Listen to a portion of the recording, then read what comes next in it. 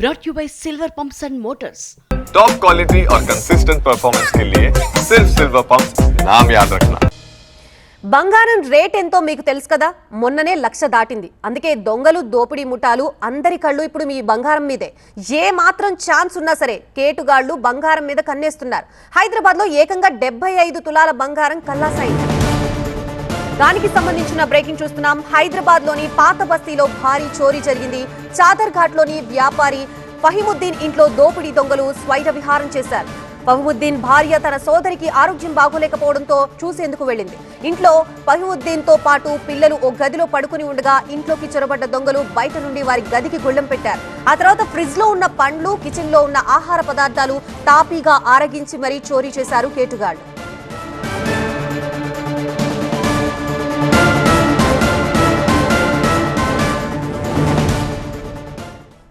బీరువాలో ఉన్న 75 తులాల బంగారంతో పాటు 3 లక్షల రూపాయల క్యాష్ ని దోచుకున్నారు.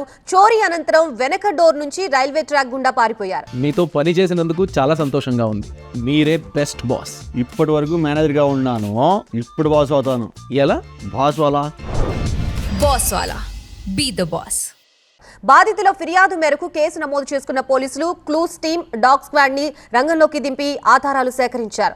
ఇది తెలిసిన వారి పనేనని అనుమానిస్తున్నారు పోలీసులు. పక్కాగా రెక్కీ చేసి అదును చూసి చోరీ చేసినట్లు భావిస్తున్నారు.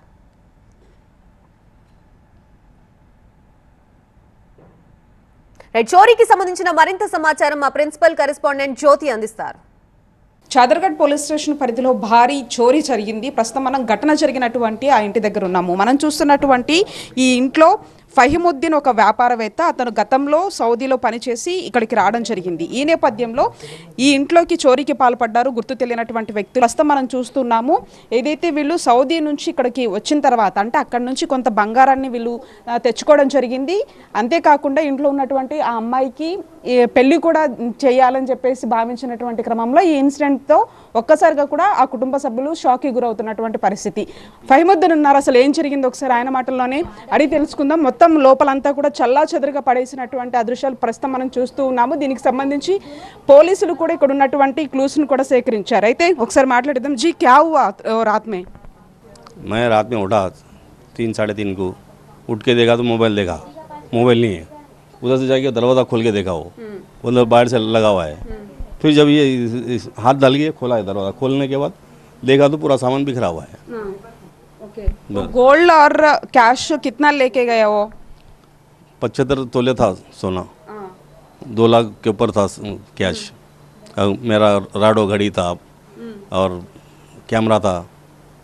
कुछ आदमियों को आप सस्पेक्ट कर रहा क्या? नहीं, कुछ भी नहीं हुआ मेरे साथ, कुछ भी नहीं हुआ. कितना बजे हुआ था ये? मैं 3:30 को उठा जब भी पता चला मेरे को. उससे पहले तो मैं सो गया था, 1 बजे सो गया था मैं. और 1 बजे के बाद कब हुआ पता नहीं मेरे को.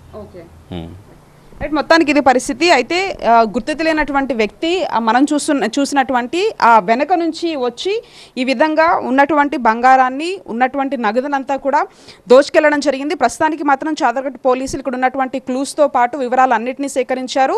అంతేకాకుండా ఎవరైతే ఆ దొంగలకు సంబంధించి కూడా పూర్తి స్థాయిలో టీమ్స్ను ఫామ్ చేసి ఆ దొంగ కోసం గాలిస్తున్నటువంటి పరిస్థితులు కనిపిస్తూ ఉన్నాయి. దీనికి సంబంధించి చాదర్ఘట్ పోలీసులు మాత్రం కేసు నమోదు చేసుకుని దర్యాప్తు చేస్తూ ఉన్నారు. వీడియో జర్నలిస్ట్ అంజిత్తో కలిసి జ్యోతి టీవీ9 హైదరాబాద్.